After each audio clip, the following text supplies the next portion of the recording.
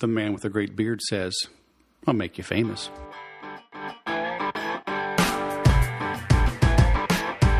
Hello, my friends, and welcome to the 228th episode of the Sales Podcast. I'm Wes Schaefer, the Sales Whisperer, your host. If you missed 227, go listen to Anthony Anarino, the only sales guide you'll ever need. He had suffered a seizure and could not drive for a couple of years and still made improvements. He contributed to the company, grew sales, and that led to what he is doing today, which is helping people sell more, faster, at higher margin, with less stress, and more fun. Sounds kind of like me. Good guy, great interview, great information. You can check that out at thesaleswhisperer.com/session 227.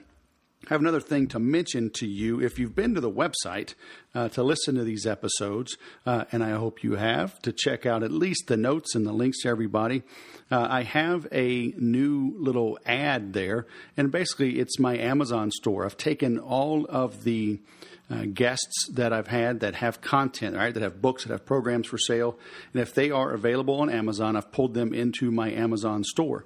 I'm also adding technology that I use, such as I was just asked today, what microphone do I use? And so things like that I've also added to the store. And so you'll see that graphic there, and you can click on it, or you can go to thesaleswhisperer.com/Amazon, and that will redirect to the Amazon site. It's an easy way for you to support the podcast. The prices are still the same, so if you are shopping on Amazon, if you're buying something from one of our guests that have books and content, please use that link to buy it. Amazon will throw me a few nickels, and I need that to feed these 7 kids, not to mention my big 120-pound dog, Decker. Now, today, you're in for a treat with Andrew O'Brien, the Publicity guy. So the interview is a little bit longer, so I won't do as much of the book review I'm about to do, but I'm still going to do some because this is good stuff. And it's called Pendulum. And I recommend you get on a plane and fly every now and then. It gives you a lot of time to read. And I was really catching up on this book. It's written by Roy Williams and Michael Drew. I know both of these gentlemen. Roy owns the Wizard of Ads down in Austin. Brilliant marketer, advertiser, trainer, instructor. He's been doing this for decades. He knows what he's talking about. Michael Drew is detail-oriented, helped co-author the book, did a lot of the research as well with Roy. And he's agreed to come on the Sales Podcast. We just got to get it lined up. But in this book, they talk about how past generations shape our present and predict our future. And in the book, they talk about basically how society every 80 years ends up right back where it started. Okay, we move from a me generation, a me-oriented generation, to a we-oriented generation. So the last we peaked in 1943, right? The old greatest generation. It's where everything, everybody comes together for the common good. And then it swings like we always do as human beings. We take things too far, right? We take things from, being our duty to now, then it's an obligation. And they beat you over the head with it, essentially. The bottom of the pendulum from there was 1963, right? Make love, not war. Then we move up to the peak of the me generation, 1983. Madonna comes out with Material Girl, yuppies and BMWs. It's all me, me, me. How much can you consume, right? Now we bottom out again from 1983 out at 2003. And in that 20-year cycle, so the 10 years that preclude the bottoming of the pendulum to the 10 years after, so 1993 to 2013, things are pretty peaceful. Okay, and if you look at the 90s, they really were. You look at the 2000s, they were pretty good. Things then start to get heavy as you move up towards the next peak of one of the pendulums. So we're 6 years away from the next peak of the we generation. And you can start to see this in how people treat, recycling and renewable energy. And, it went from, hey, it'd be kind of cool if you drove, a hybrid or an electric car. But now they're almost beating you over the head, right? oh, you're driving a gas guzzler? And these people feel like they have the right to pour sand in your engine, right? Or key your car. Or you see things, throwing paint on people wearing furs. So, we're close to that point, but we still have 6 years until it peaks. And then even after it peaks, it's not like it just stops. We have to come back down. So we're looking at a period moving into this we generation of everybody coming together, supposedly, right, for the common good. But then we start to take it too far. However, and I'll talk about this next week in the next episode. I'll talk about Roy's recommendation on how you can market in this type of environment. And it's really very interesting. But reading this book is definitely worth it. It came out in 2012. I read it back then, but I didn't take notes like I did now. Now this thing is chopped up, highlighted, underscored, stars and checks, taking notes in the back of the book. But they go back 3,000 years and look at leaders, the venerable BB 743, Augustine 663, Charlemagne 823. They give very good detailed examples to show how society does swing back and forth. And so, I mentioned that in 80 years we return, but every 40 years we basically reinvent ourselves as a society. And you look at the Bible, how long did the Israelites wander through the desert, right? 40 years. So this goes back, basically it's a timeless concept. And the way that they've researched it, they make a compelling argument that we kind of sort of can predict the future, right? Because the analogy or the thought is that, as an individual, we can't predict how somebody's going to act. But as a whole, in large numbers, we can predict how society will evolve in its thinking. And, we're not really all that complex as human beings. We really are predictable. And I cover this in my sales training on how predictable people really are based on the words you use, your tonality, your posture, okay, whether you show up late or you're early or you organize or you disheveled. People really are predictable. And so on a one-on-one situation, right, but they're predictable in society as a whole to see how they shift. I'm telling you, learn this stuff. He talks about, it gives specifics on when Amazon made their move, when Twitter made their move, when Facebook came on the scene, YouTube. So they talk about specific technology. They talk about predicting when society is making that shift by looking at technology as well as music and literature. And it really is fascinating. So no longer can you say you don't know what's coming up. You don't know what the future holds. Once you read this book, you'll have a much better understanding. And not just for understanding or knowledge's sake. You can use it to grow your business. I'll talk about that more in the next episode of the Sales Podcast.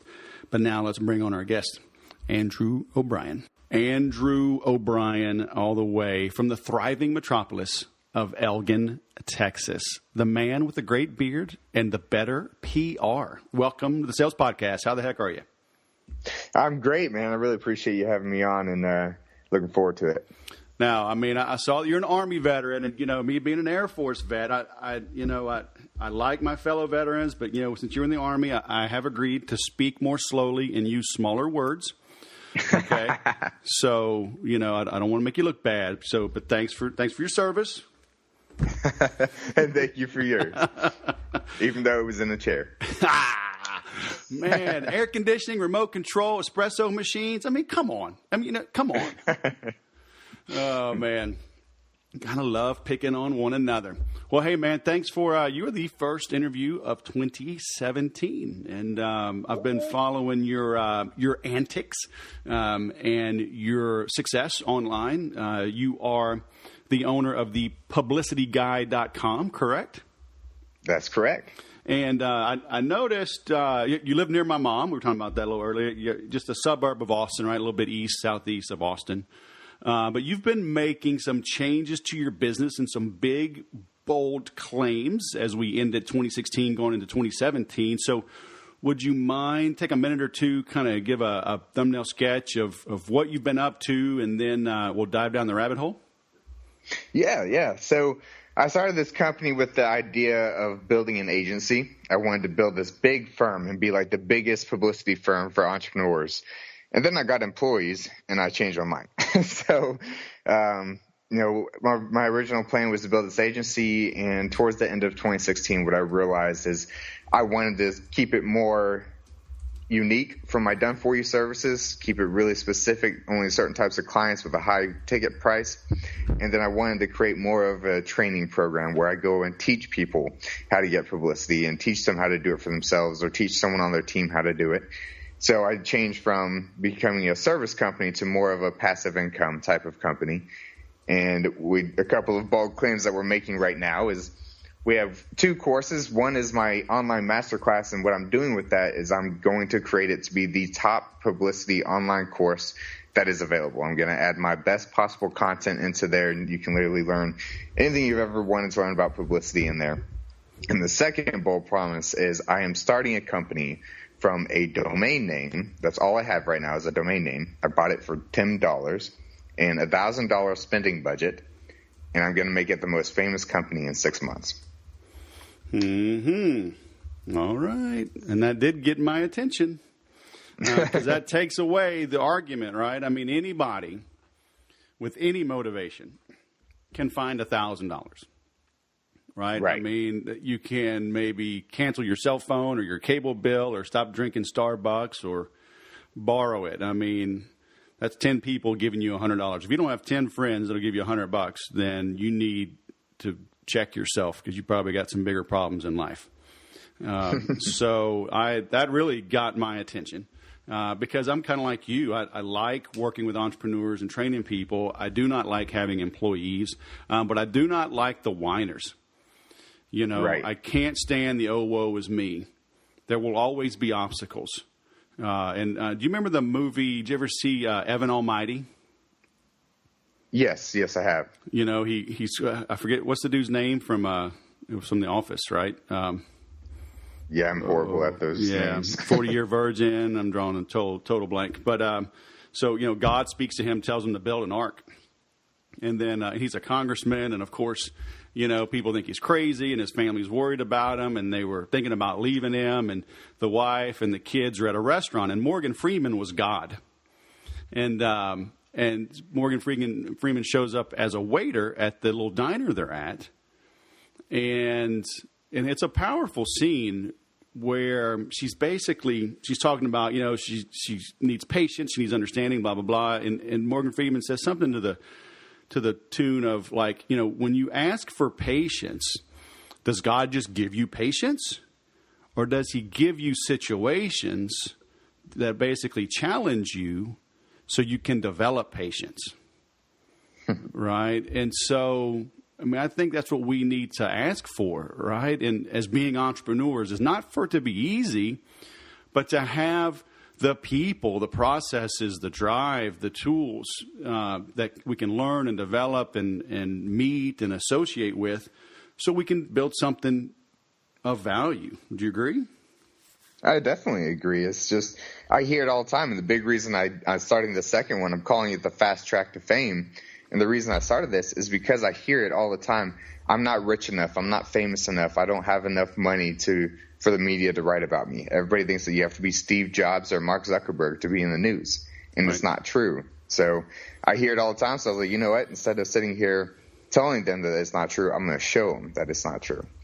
But is it really the fast track? I guess in 6 months, if you become number one, that is pretty much the fast track, huh? Yeah, exactly. And it's all about your time management. Are you focused on how quick do you really want to do it? I mean, anything can happen in as much time as you want it to. The longer you procrastinate, the longer it will take. The more focus you put into it, the faster it happens. Right. And you bought a domain. I mean, you bought it in an industry or niche that you know nothing about, right? And it's relatively obscure. Right. Right. So I bought it's called meditatetech.com, and it's about meditation technology. Like there's these headbands now that measure your brain waves called Muse and Think and all these other ones, Inspire. And it's this new technology that measures your breathing, that measures your brain waves, things like that. And it's in an industry I have no recognition in, no experience in. It's something I'm passionate about, something I'm intrigued by. It has to be something I have some kind of interest in, or it's not going to be fun for me. Right.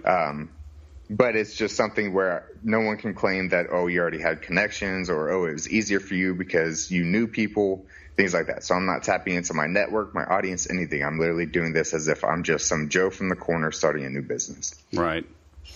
Now, do you have like super quadruple reinforced headbands for Air Force veterans? I don't think they've come out with those ones yet. I mean, it's going to rock those things. Start off slow, okay, and then when you get the version 2, probably version 3 or 4, it'll be ready for the Air Force, okay. So just let me know. Let me know when you get there. Sounds good. So, how did you get into PR? I mean, what's your background? Well, I started out quick backstory is in 2012, February of 2012, I woke up and saw the news where they were talking about 22 veterans taking their own life every day. Yep. And I went through a crazy life. My life story is prostitution, war, suicide, and murder. I was raised by a prostitute. I escaped that life to go and join the Army, went out to Iraq for a year, came back from the war. A year later, I actually attempted to take my own life, and it wasn't really because of the war. It was just because of the life that I had lived from childhood to adult life. And luckily, I failed at that attempt and survived it. And then a year after that, I was already out of the Army, and my mother actually murdered her husband and asked me to help frame someone else for the murder. And I testified against her in court, where she was sentenced to life in prison. And I've been through a really, really crazy life. And what I realized when I woke up that February and heard the news is the fact that veterans, I wasn't the only one that experienced this type of life. A lot of times we felt like we were alone. And for the first time when I heard the news, I was like, wow, I'm not alone. I'm not the only one who's struggled, who's felt this way. And these men and women who served our country, they're feeling that way because they feel like they're alone. And so I started to share my story, and I made a YouTube video, and then over the span of 3 years, I've been featured on over 70 global media outlets with my story.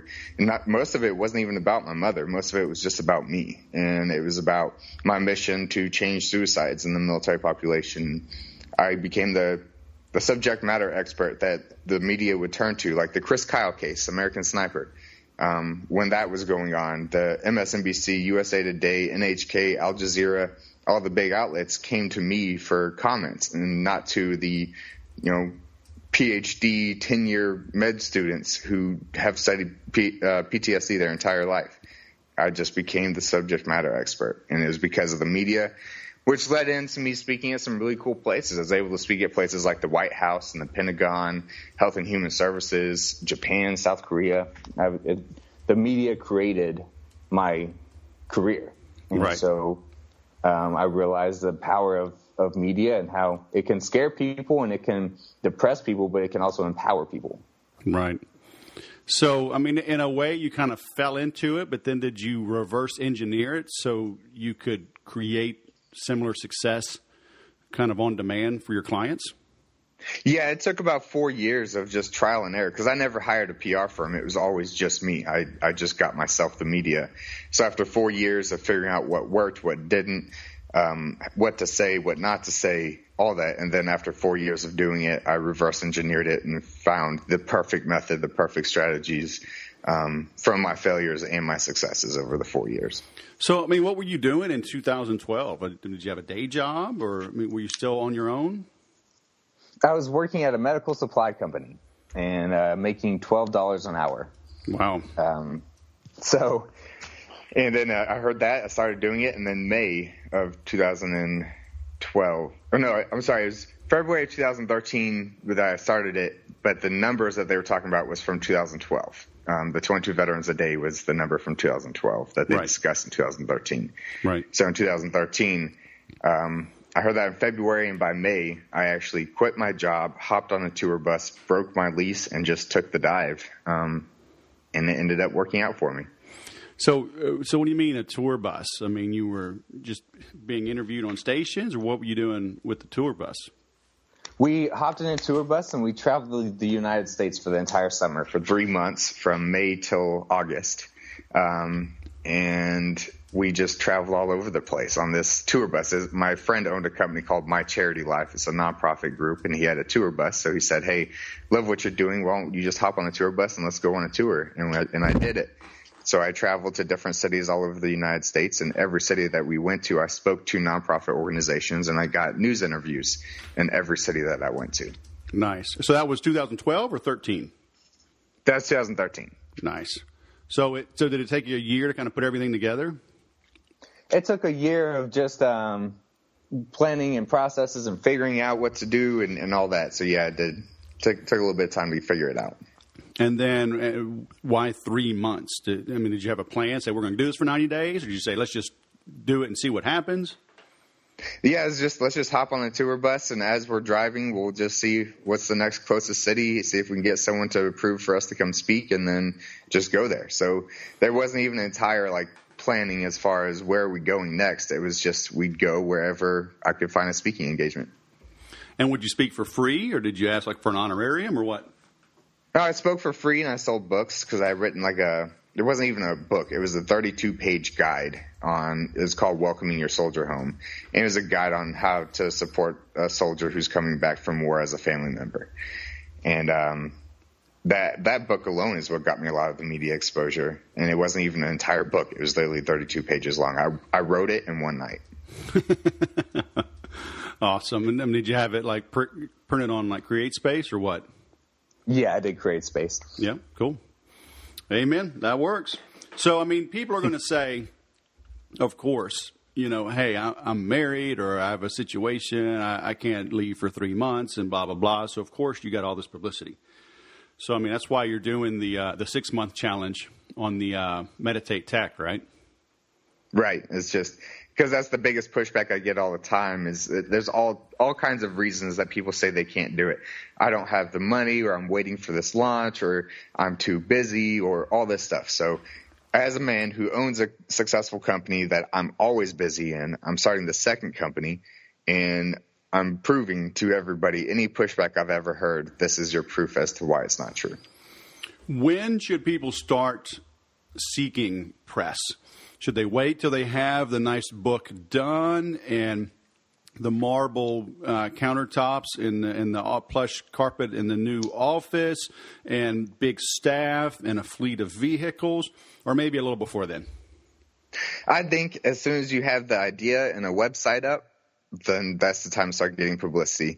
Because everybody's always saying, I want to wait until my book launches or my service launches or I get to this next milestone. And it's why wait to get to the next milestone when media and publicity can actually help you get to that next milestone?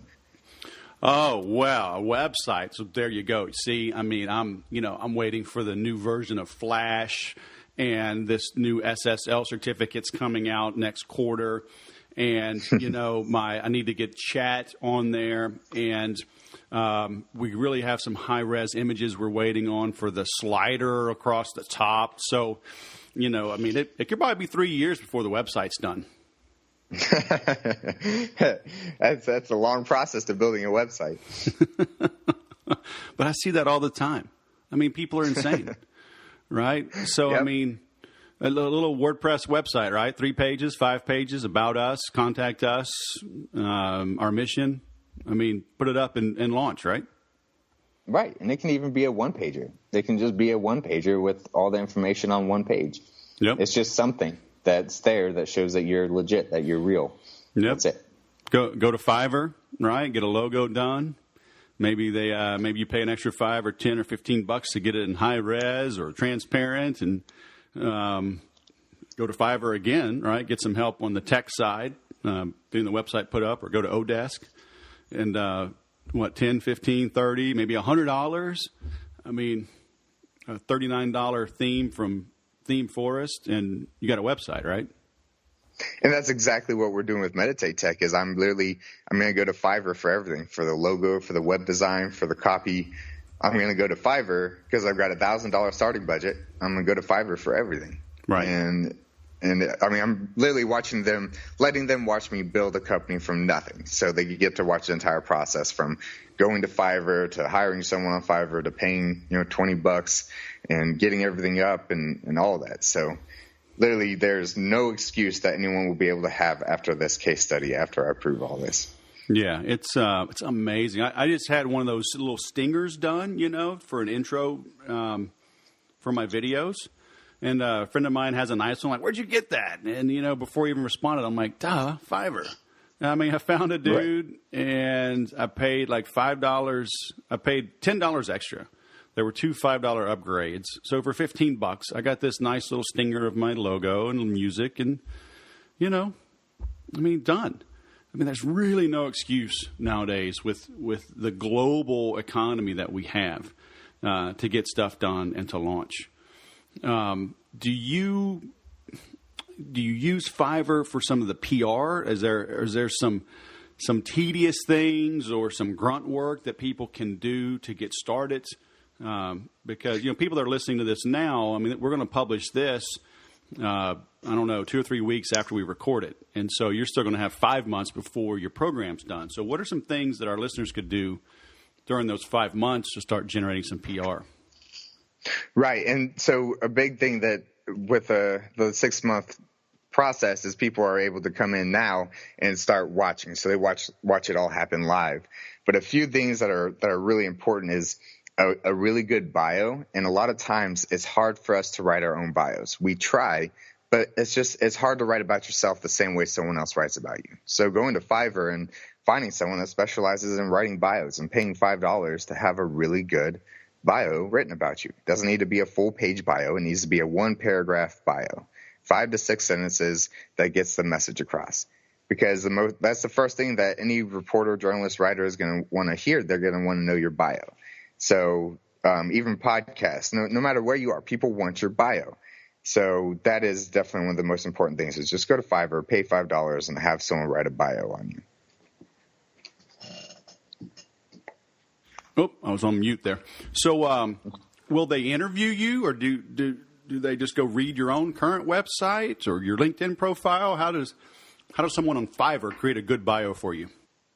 I think everybody has their own process. So I just look for whoever has the best reviews, and then I just let them figure out whatever process. If they want to interview me, I'll do it that way. If they just want to figure it out from my website, then they can do it that way.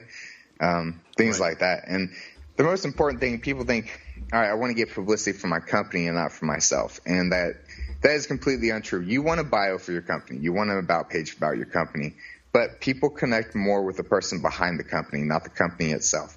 No one wants to connect with a corporate. No one wants to connect with some logo of some company.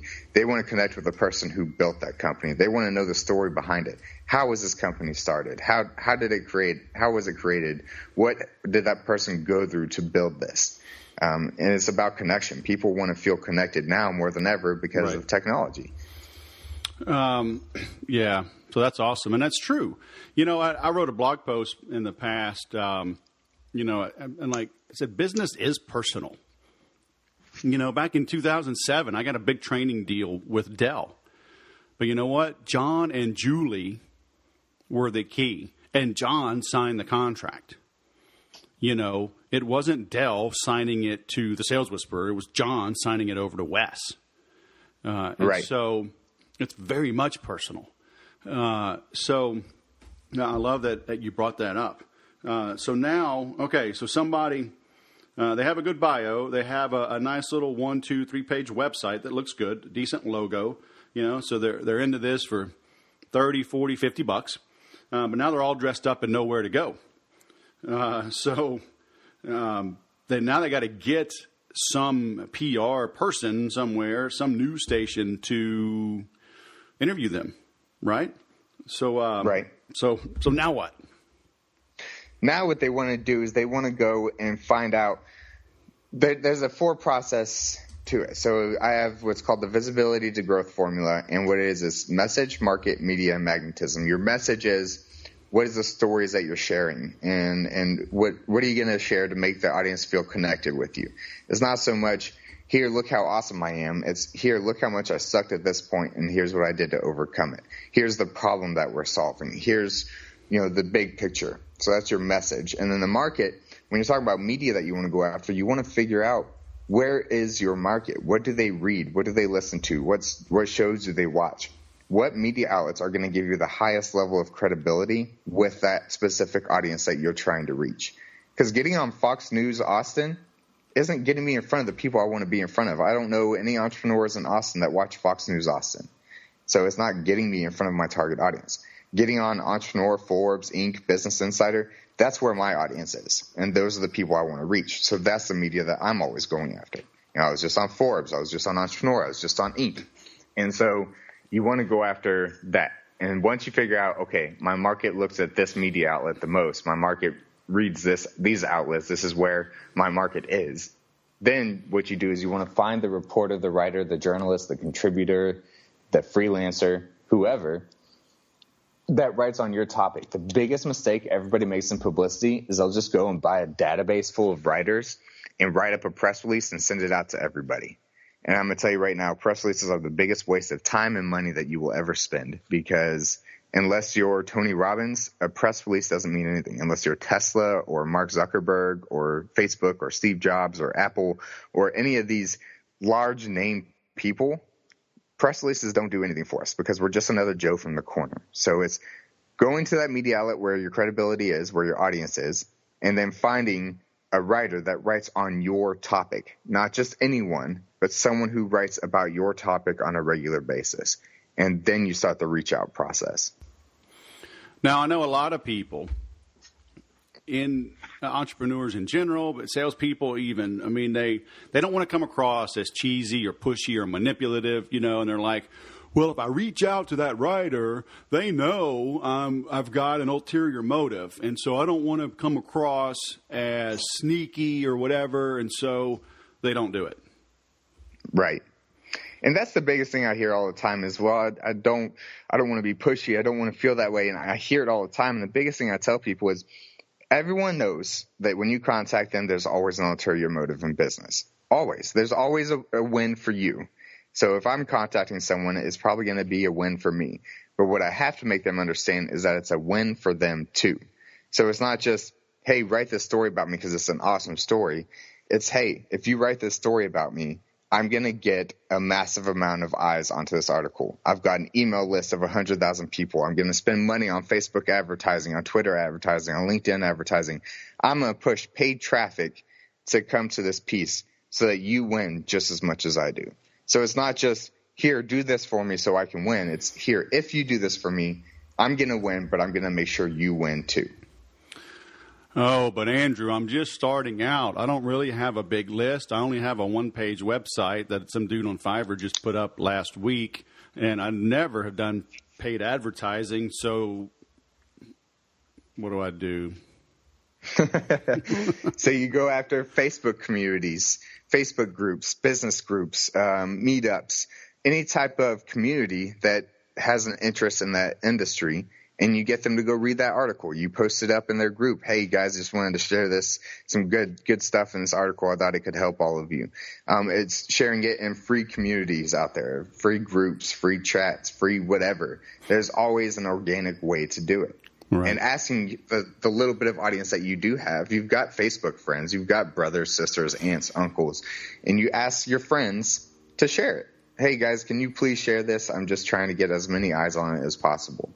And offer something of value. What I do is when I'm on the media, I tell my audience, hey, if you share this, I'm going to give you free access into this training that I normally charge $250 for. And so it's giving them motivation to share this article so they get something out of it. Everybody has to win. Right. But the most important thing is understanding that. Well, we have to internalize the fact that we have to promote ourselves, right? I mean, we're in business. If you're an entrepreneur and you don't toot your own horn, nobody's going to toot it for you, right? Exactly. I mean, even, referrals and testimonials, I teach that, and there's a process. I have the ABCDE system, right? It's attract, bond, convert, or cash, close. The money is just the middle. Then you have to deliver and endear. So that endearing is the absolute end goal. And so the sale... What's that? I was going to say that's exactly it. It's not just doing it for yourself, but it's getting your clients to talk about you. And I hear it all the time is, well, I don't know how to ask for it. I was like, well, what do you mean? Just ask for it. give them what they wanted and say, hey, since I gave you what I promised I'd give you, would you mind making a video for me? Right. It could be a minute long. Would you mind writing a testimonial for me? It could be 2 sentences long. Yep. Would you mind? It's really as simple as just asking. It is.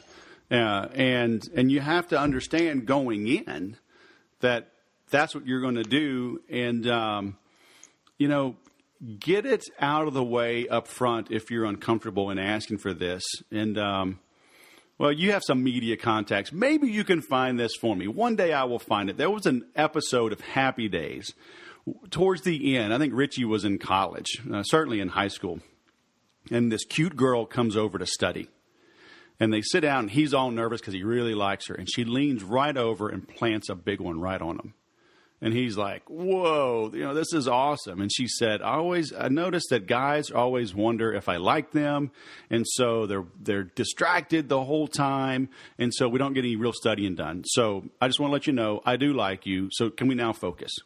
And he was like, yeah, and it was like such a great example. And what I tell people in my sales training is tell the client up front.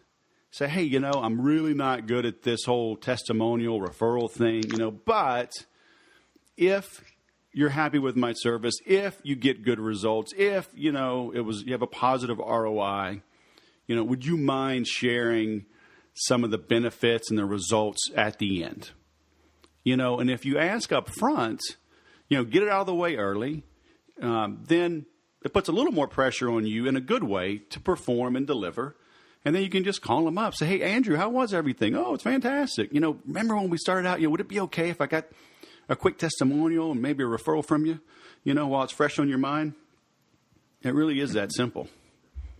Well, what's funny is on every sales call, I'm very transparent because I always get the question, well, how do I know you're going to do what you say you're going to do? I said, well, there's always a contract. We sign it. I guarantee these things.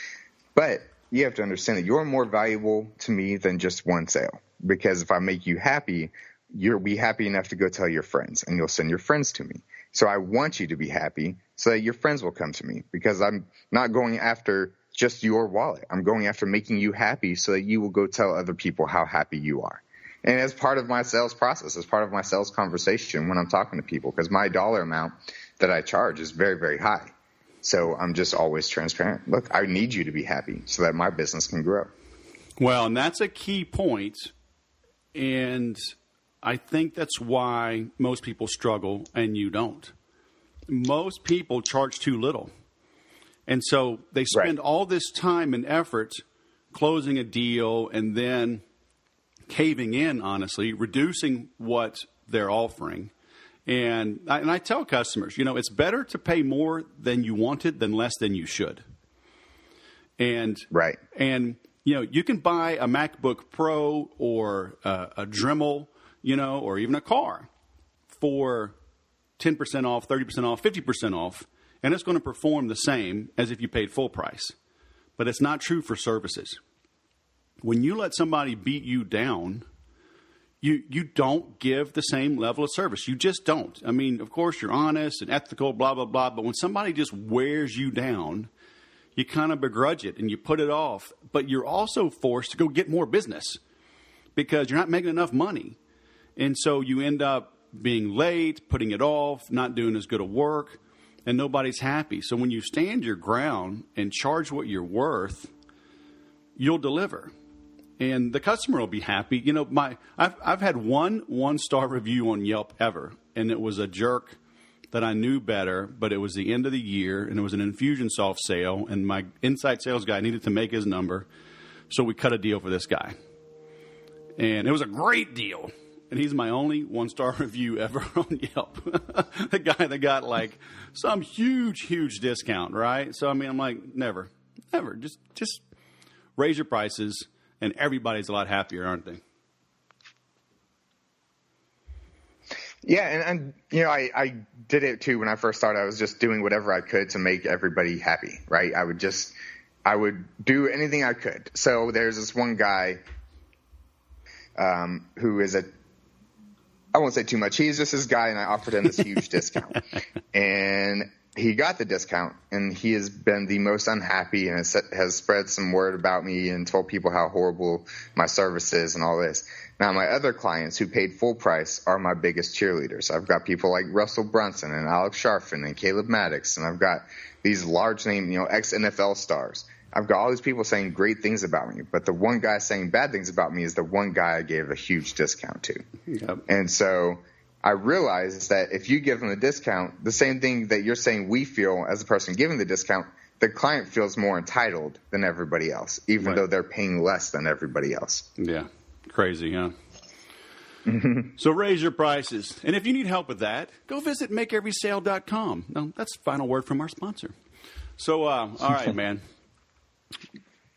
What are your parting words of wisdom? What I like to ask my guests is, imagine our listeners, they're traveling, they're on a treadmill, they can't take notes right now. What should they do the moment they get to their desk? Or if they're sitting at their desk right now, hit pause at the end of this and do what to become more effective at PR and at marketing, at getting the word out? Get out a journal, a notebook, or whatever, and figure out what is your story, not your business's story, not how awesome the results are that you got for your clients, not the ROI numbers, not, profit loss statements. Get your story. What have you gone through from literally the day you had the idea of what you started to today? And what struggles have you been through? What successes have you seen? What processes? Reverse engineer what you've done over the last few months, few years, whatever it is, however long you've been doing this. And what process did you go through? And what struggles did you overcome using that process? And that right there is the story that sells. There's 3 main stories that sells to the media. One is controversial, one is innovative, and one is informative. So controversial is here I'm saying something that people are either really going to agree with or really disagree with. Innovative is here's something different, unique about me from everybody else. Here's something that I do that no one else does. Informative is here's some action steps that you can take, step 1, 2, and 3 to reach end goal. If you can find a way to get one story to be all 3 of those things, you've just created something the media wants and craves. If it can be controversial, innovative, and informative, that's the story that sells. That's the story that becomes the top trending. So that is what you have to do. Reverse engineer everything you've gone through and create a story that's controversial, innovative, and informative. Very cool. And so for more info on you, you are at thepublicityguy.com, right? That's right. All right. Anything they should download, or you want them to just see what tickles their fancy? Do you want them to follow you on Twitter? There's a webinar training if they want to watch it. It's free, and it's thepublicityacademy.com/webinar. Okay. So we'll link to that. So the Publicity, I'm typing this down right now, thepublicityacademy.com/webinar. That's it. All right. We got it. Very nice. Andrew O'Brien, Army veteran, man with a great beard, fellow Texan. Happy New Year, man. Thanks for coming on the Sales Podcast. You too, and thank you for having me on. Success is waiting for you. You just have to go claim it. I am working with Andrew on a couple of things, but I'm going to be part of his group following him as he creates this new entity from scratch that he knows nothing about and making it famous. So I've seen this happen time and time again, where you just stake a claim, right? I've got more guests coming on. I mean, people that just decided to write a book, that decided to trademark something, that just got creative and put themselves out there. I always say people don't do business with you for one of 2 reasons. Either they haven't heard of you or they have. If they have, you got bigger issues. But most of us do not toot our own horns. If you don't toot your own horn, who else will? Okay? Like he says, get a bio for you as well as for your company. Make it personal. Hire somebody on Fiverr, somewhere affordable, to help just massage what you come up with. I always say it's hard to read the label from inside the bottle. Okay? Find a leading writer in that niche and reach out to them. Like he says, don't send these blanket PRs, press releases out and think you're going to get some traction. It's still a one-to-one game in many ways, but it's worth the effort to find these journalists, these reporters, okay, these media experts, and get in front of them. You got to do the work, right? You got to start. Like he says, get out a piece of paper, determine your story, not the results. Get your story. What have you gone through up till today? Your struggles, your wins, your processes, and reverse engineer it. Okay, spread the word. Get the word out about how good you are. It'll be worth it. Okay, if you need some help along the sales front, because at the end of the day, this is sales. Everything is sales. Your website, your headline is sales. Your lead magnet is sales. The headline for this topic that you're going to send out to others is sales. Once you get this publicity and you get the phone to ring and you get people to come into your place of business, you got to make the sale. Okay, that's why I created the Make Every Sale course, makeeverysale.com. Use promo code podcast up until February 14th. Love is in the air. And get a huge discount on that course. Okay, makeeverysale.com. Like I said before as well, to get Andrew's books, get any of these books that I mentioned, get Pendulum that I mentioned, visit thesaleswhisperer.com/Amazon. You're going shopping anyway. Let me make a few nickels. Put some shoes on the children. All right? And then please share this. Give some comments. Give a little love to me online. Let me know that you're out there. Let me know what questions you may have. Let me know if there's somebody you'd like me to interview. And also let me know who has a great podcast you'd like to hear me on. Have them pick my brain, turn the tables, put me under the spotlight. I'm happy to do it. Helps me get my PR and publicity game on. Right? So thanks for listening. And remember to always sell different.